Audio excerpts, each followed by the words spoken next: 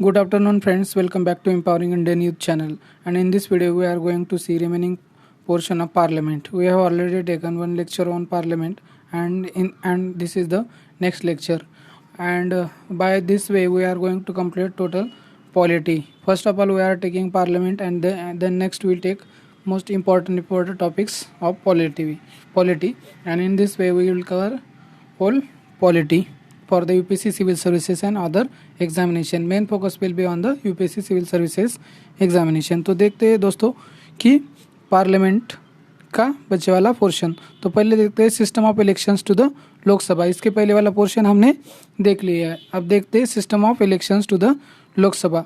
The various aspects related to the system of elections to the Lok Sabha are as follows.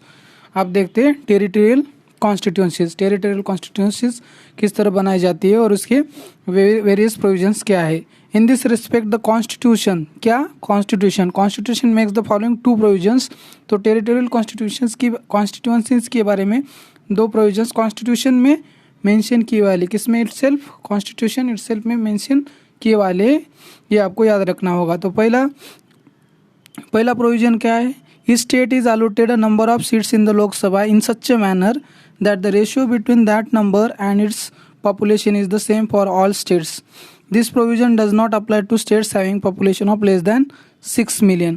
तो 60 लाख से जिस state की population कम हो गई तो उस स्टेट को ये प्रोविजन लागू नहीं होगा. तो देखते हैं कि each state is allotted a number of seats in the Lok Sabha in such a manner that the ratio between the number and its population is the same for all states.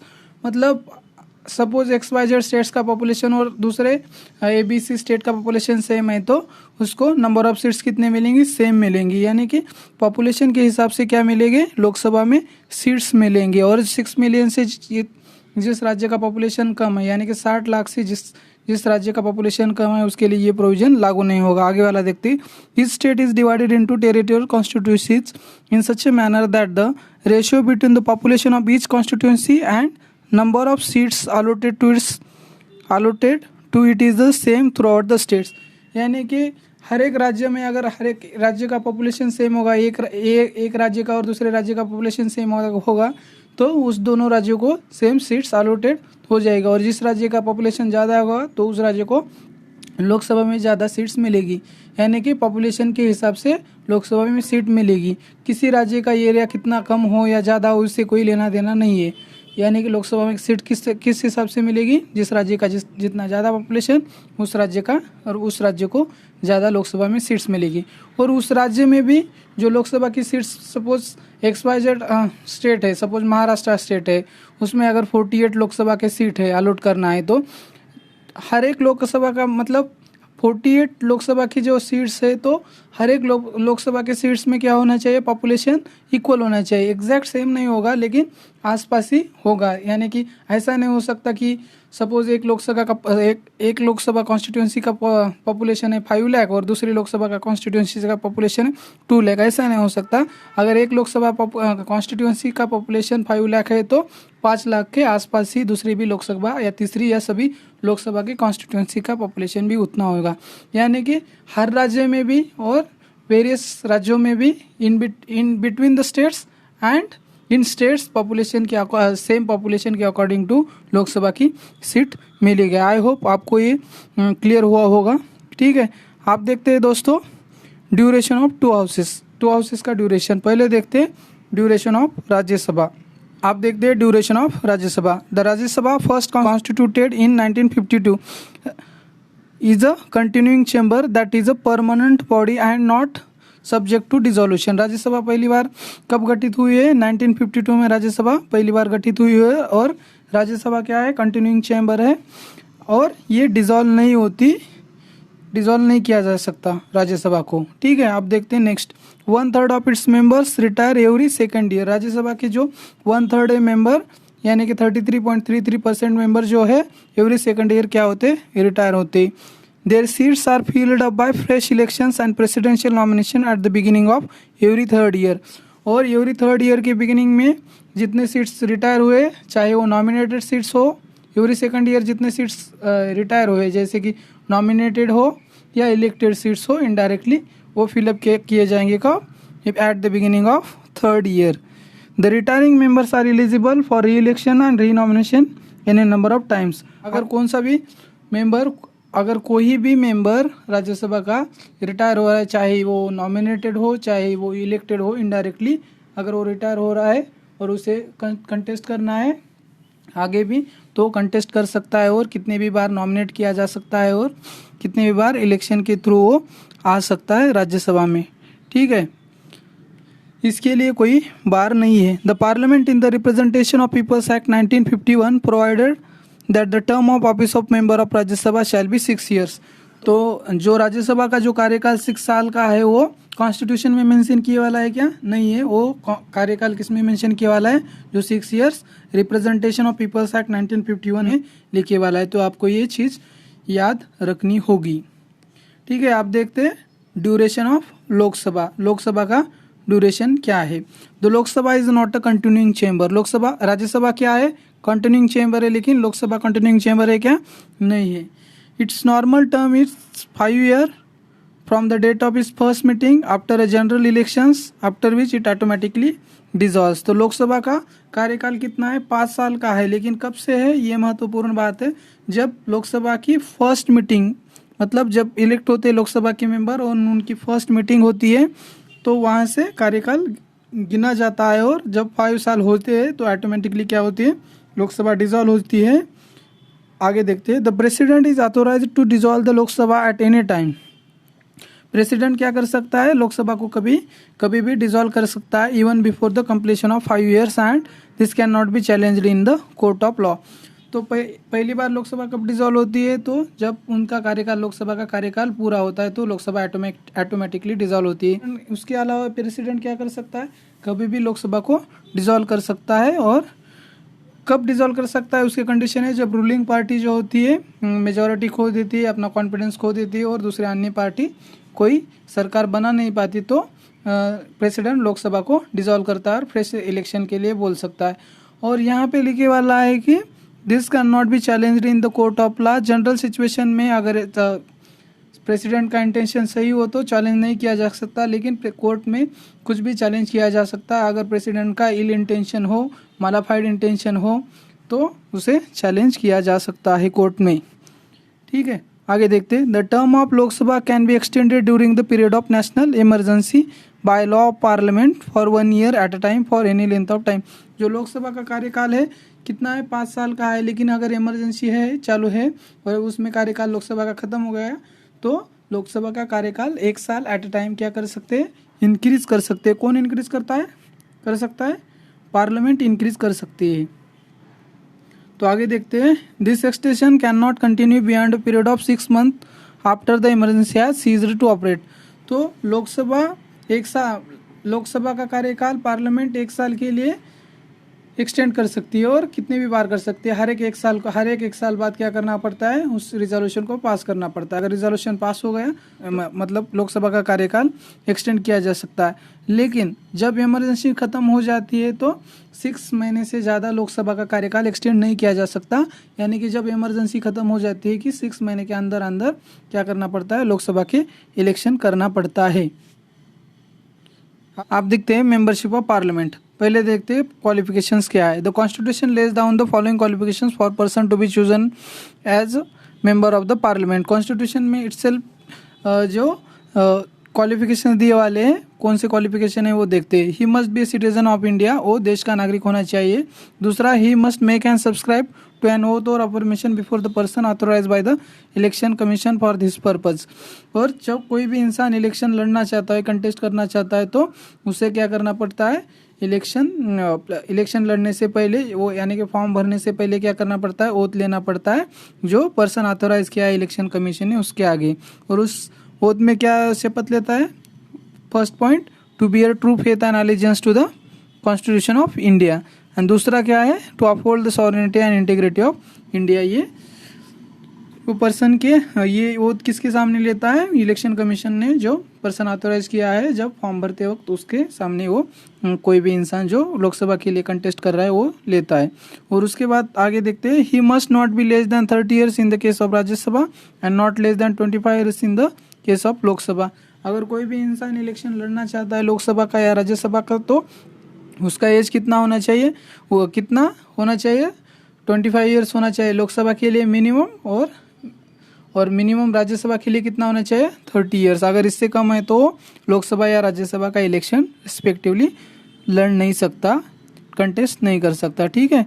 ही आगे देखते हैं, he must possess other qualifications prescribe bye the parliament. अगर parliament ने अगर कौन से other qualifications prescribe किए वाले हैं इसके अलावा तो वो भी पूरे करने होंगे। तो पार्लियामेंट ने क्या किए वाले क्वालिफिकेशंस, आगे देखते हैं। The parliament has laid down the following additional qualification in the representation of people's act 1951।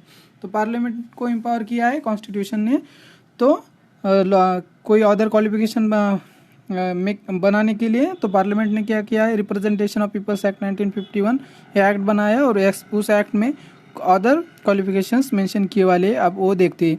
He must be register as an elector for a parliamentary constituency.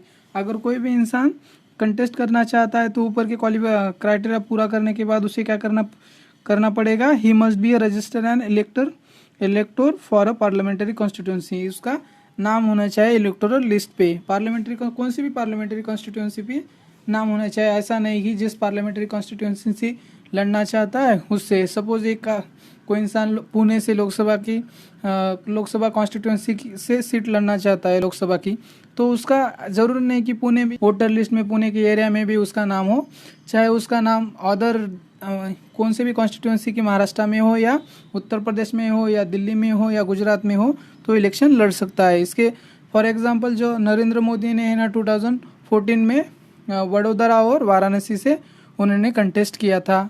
Rahul Gandhi ने भी 2019 के इलेक्शन में 2 जगहों से कंटेस्ट किया था। और बहुत सारे जो प्राइम मिनिस्टर्स है और अदर इम्पोर्टेंट मिनिस्टर्स है या चीफ मिनिस्टर्स है, एक से ज़्यादा कॉन्स्टिट्यूंसी से क्या करते इलेक्शन लड़ते हैं क्योंकि वो हार ना जाए इसलिए। आगे देखते हैं, he must be a member of schedule caste or schedule tribe in any state or union territory if he wants to contest a seat reserved for them. However, a member of scheduled caste or scheduled tribe can also contest seat not reserved for them. अगर कोई इंसान schedule caste or schedule tribe के लिए seat reserve की वाली है, वो contest करना चाहता है, तो वो क्या होना चाहिए, वो शेड्यूल कास्ट या शेड्यूल ट्राइब का आदमी होना चाहिए। अगर वो शेड्यूल कास्ट या शेड्यूल ट्राइब से बिलोंग नहीं करता है तो वो कंटेस्ट नहीं कर सकता। और इस यहाँ पे भी वो इंसान उसी जिस कॉन्स्टिट्यूंसी से इलेक्शन लड़ना चाहता है उस कॉन्स्टिट्यूंसी का होना जरूरी नहीं, वो देश की किसी भी कॉन्स्टिट्यूंसी से बिलोंग करता होगा तो भी वो किसी भी रिजर्व कॉन्स्टिट्यूंसी जो SC और ST के लिए रिजर्व की गई वाली है उससे कंटेस्ट वो कर सकता है। ठीक है, आगे देखते हैं। नेक्स्ट डिस्क्वालिफिकेशंस आप देखते हैं कौन से डिस्क्वालिफिकेशन से कॉन्स्टिट्यूशन में मेंशन की वाली है। पहले देखते हैं, under the constitution a person shall be disqualified for being elected as a member of parliament. कौन से है, under the constitution a person shall be disqualified for being elected as a member of parliament. पहला है, if he holds any office of profit under the union or state government except that of minister or any other office exempted by the parliament. तो constitution में itself mention किया वाला है disqualification. पहला क्या है, if he holds any office of profit, कोई इंसान अगर ऑफिस ऑफ प्रॉफिट होल्ड करता है अगर स्टेट गवर्नमेंट के अंडर या यूनियन गवर्नमेंट के अंडर, तो वो डिस्क्वालीफाई होता है। और एग्जाम्पशन क्या दिए वाले हैं, अगर वो मिनिस्टर है तो एग्जेम्प्ट है, और any other office exempted by the parliament. और पार्लियामेंट को क्या पावर दी गई वाली है, पार्लियामेंट कौन सी भी अदर ऑफिस क्या कर सकती है, एग्जेम्प्ट कर सकती है। आगे देखते हैं, unsound mind and stand so declared by court. अगर वो इंसान अनसाउंड माइंड है और उसे कोर्ट ने डिक्लेयर कर दिया गया है, कोर्ट भी क्या करेगा, मेडिकल जो प्रैक्टिशनर है, एक्सपर्ट है, उसे ओपिनियन लेगा और उसे डिक्लेयर कर दिया गया तो वो भी डिस्क्वालीफाई हो जाएगा इलेक्शन लड़ने के लिए, या मेंबर है तो उसे भी डिस्क्वालीफाई कर दिया जाएगा। अनडिस्चार्ज इंसॉल्वेंट, उसके अलावा वो अनडिस्चार्ज इंसॉल्वेंट है तो भी वो डिस्क्वालीफाई हो जाएगा। Not a citizen of India or has voluntarily acquired the citizenship of a foreign state or is under any acknowledgement of allegiance to a foreign state and disqualified under law made by the parliament। अगर वो unsound mind है तो unsound mind है, undischarged insolvent है और India का citizen नहीं है और वॉलंटरीली उसने किसी देश की सिटीजनशिप ली है और अंडर क्या है, एनी एक्नॉलेजमेंट है और under any acknowledgement of allegiance to foreign state है, या डिस्क्वालीफाइड अंडर किसी लॉ बना दिया है उसके अंडर डिस्क्वालीफाई है तो वो डिस्क्वालीफाई कंसिडर किया जाएगा। किसके लिए? इलेक्शन लड़ने के लिए लोकसभा का, और मेंबर है तो भी उसे भी डिस्क्वालीफाई कर दिया जाएगा। ठीक है, आगे देखते हैं। नेक्स्ट आप देखते हैं, the parliament has laid down the following additional disqualifications in the representation of people's act 1951। पहले जो हमने देखे थे ये डिस्क्वालिफिकेशन कॉन्स्टिट्यूशन सेल्फ में मेंशन किए वाले हैं। आप देखते हैं पार्लियामेंट ने रिप्रेजेंटेशन ऑफ पीपल्स एक्ट 1951 में एडिशनल जो डिस्क्वालिफिकेशन दी वाले वो, ठीक है। He must not have been found guilty of certain election offences और corrupt practices in the election. So guilty नहीं मिलना चाहिए इलेक्शन के ऑफेंसेस में, और करप्ट प्रैक्टिसेस इलेक्शन में अपनाए नहीं होने चाहिए। अगर वो ऐसा करता है तो वो डिस्क्वालीफाई कंसिडर किया जाएगा। He must not have been convicted for an offence resulting in imprisonment for 2 or more years, but the detention of a person under the preventive detention law is not a disqualification. अगर कोई इंसान को 2 साल या 2 साल से ज़्यादा की जेल होती है तो वो भी डिस्क्वालीफाई कर दिया जाएगा, डिस्क्वालीफाई होगा। लेकिन यहाँ पे एक बात ध्यान रखनी होगी, अगर वो कोई भी इंसान को 2 या 2 साल से ज़्यादा की सज़ा होती है तो उसे कुछ सालों के लिए उसे डिस्क्वालीफाई कर दिया जाएगा, और परमानेंट लाइफ के लिए डिस्क्वालीफाई नहीं कर दिया जाएगा। यहाँ पे आपको ये डिफरेंस याद रखना होगा, यहाँ पे मेंशन किए वाला नहीं है, बल्कि लेकिन उसे कुछ सालों के लिए उसे डिबार कर दिया जाएगा इलेक्शन कंटेस्ट करने के लिए, ना कि पूरे लाइफ के लिए। और किसी इंसान को अगर प्रिवेंटिव डिटेंशन लॉ के तहत डिटेन किया गया है, अरेस्ट किया गया है, तो उसे डिस्क्वालीफाई कंसिडर किया जाएगा क्या? नहीं, उसे डिस्क्वालीफाई कंसिडर नहीं किया जाएगा, वो कंटेस्ट कर सकता है। ठीक है, आगे देखते हैं। He must not have failed to lodge an account of his election expenses with in time. जो अगर आप कंटेस्ट करना चाहते हो, जो इलेक्शन की जो फीस है, जो इलेक्शन लड़ने की जो फीस है कंटेस्ट करने की, आपको क्या उतने पैसे क्या करने पड़ेंगे? भरने पड़ेंगे। अगर आप एक्सपेंसेस वो टाइम पे नहीं भरते तो आपको डिस्क्वालीफाई हो जाओगे automatically. He must not have any interest in government contract works और सर्विस। कोई इंसान जो लोकसभा में कंटेस्ट करना चाहता है इलेक्शन, तो उसको कोई इंटरेस्ट नहीं होना चाहिए गवर्नमेंट के कॉन्ट्रैक्ट्स में, वर्क्स और सर्विसेज में। आगे देखते हैं। He must not be A director और मैनेजिंग एजेंट और nor held an office of profit in a corporation in which government has at least 25% share.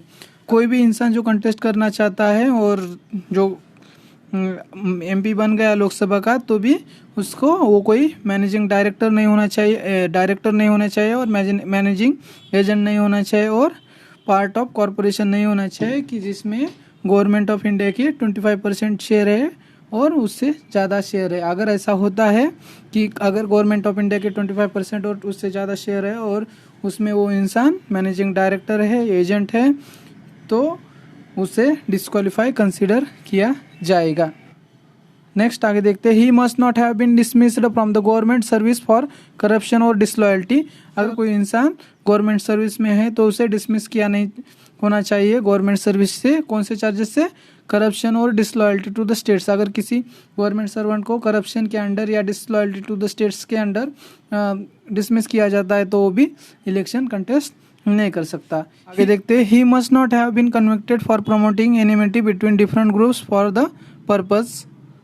The offence of bribery. अगर कोई इंसान है 2 डिफरेंट ग्रुप में कॉन्फ्लिक्ट पैदा करता है और उसे या ऑफेंस ऑफ ब्राइबरी के लिए वो कन्विक्ट होता है तो उसे भी डिबार किया जाएगा। किसके तहत? रिप्रेजेंटेशन ऑफ पीपल्स एक्ट 1951 के अंदर उसे डिस्क्वालीफाई किया जाएगा। He must not have been punished for preaching and practising social crime such as untouchability, dowry और सती। अगर कोई भी इंसान क्या कर रहा है? Practising social crime such as untouchability, dowry और सती, इसको प्रमोट कर रहा है और उसे कन्विक्ट किया जाता है तो वो भी डिस्क्वालीफाई हो जाएगा। आगे देखते हैं। On the question whether a member is subject to any of the above disqualification the president's decision is final. किसका डिसीजन फाइनल है? प्रेसिडेंट का डिसीजन फाइनल है। However he should obtain the opinion of the election commission and act accordingly. अगर जो कोई भी ये जो 8 क्राइटेरियाज है रिप्रेजेंटेशन ऑफ पीपल्स एक्ट 1951 में दिए वाले हैं, तो इसमें से कौन सा भी क्राइटेरिया अगर कोई पूरा नहीं करता है, जो कंटेस्ट करना चाहता है लोकसभा में, तो इसके रिगार्ड प्रेसिडेंट ऑफ इंडिया का जो डिसीजन होगा वो फाइनल होगा। लेकिन प्रेसिडेंट ऑफ इंडिया को क्या करना पड़ेगा, इलेक्शन कमीशन ऑफ इंडिया का ओपिनियन लेना पड़ेगा और उसके अकॉर्डिंगली क्या करना पड़ेगा, उसे एक्ट करना पड़ेगा। अब देखते हैं disqualifications on ground of detention. The constitution also lays down the person shall be disqualified from being a member of parliament if he is so disqualified on the ground of defection under the provisions of the 10th schedule. A member incurs disqualification under the defection law. Constitution में 10th schedule के under भी disqualification mention किए वाले हैं और वो कौन से है डिस्क्वालिफिकेशन हम देखते हैं। ठीक है, if he voluntarily gives the membership of a political party on whose ticket he is elected to the house। अगर कोई इंसान XYZ पॉलिटिकल पार्टी से जीत के आता है और उस पार्टी का वो पार्टी का मेंबरशिप क्या करता है, छोड़ देता है, तो वो क्या हो जाएगा, डिस्क्वालीफाई हो जाएगा अंडर 10th शेड्यूल।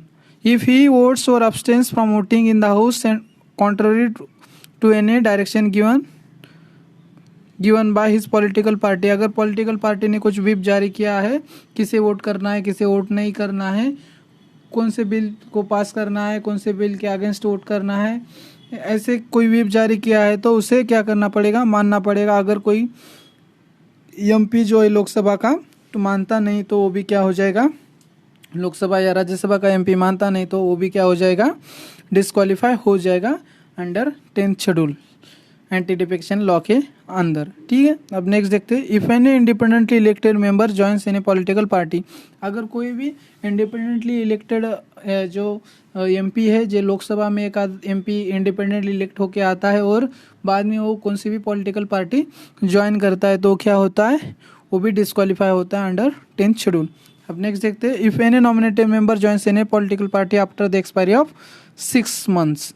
ठीक है, अगर कोई भी नॉमिनेटेड मेंबर किया है प्रेसिडेंट ने, प्रेसिडेंट कितने मेंबर्स नॉमिनेट कर सकता है, 12 मेंबर नॉमिनेट कर सकता है राज्यसभा में, और पहले 2 मेंबर एंग्लो इंडियन कम्युनिटी से नॉमिनेट करता था लोकसभा में, अब नॉमिनेट करते नहीं है लोकसभा में। बाय 104 कॉन्स्टिट्यूशनल अमेंडमेंट एक्ट 2020 से उसे रिमूव कर दिया गया है।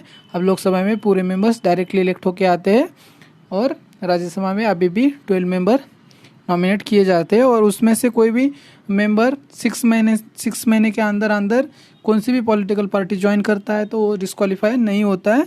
लेकिन 6 महीने के बाद अगर वो कौन सी पॉलिटिकल पार्टी ज्वाइन करना चाहता है तो उसे डिस्क्वालीफाई कर दिया जाता है। 6 मंथ का पीरियड क्यों दिया गया है, क्योंकि उसे इनफ टाइम मिले कि किसी भी पॉलिटिकल पार्टी की आइडियोलॉजी समझे और उसके साथ जाए। अगर 6 महीने के अंदर वो किसी पॉलिटिकल पार्टी को ज्वाइन करता है, कौन सा मेंबर, नॉमिनेटेड मेंबर राज्यसभा का, तो वो डिस्क्वालीफाई नहीं होता। अगर 6 महीने के बाद वो ज्वाइन करता है तो वो डिस्क्वालीफाई हो जाता है।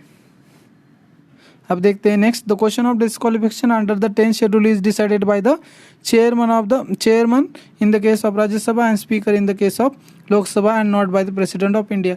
अगर 10th शेड्यूल के अंदर जो डिस्क्वालिफिकेशन है तो उसे कौन डिसाइड करता है, स्पीकर डिसाइड करता है in the case of Lok Sabha, और राज्यसभा का चेयरमैन डिसाइड करता है in the case of Rajya Sabha.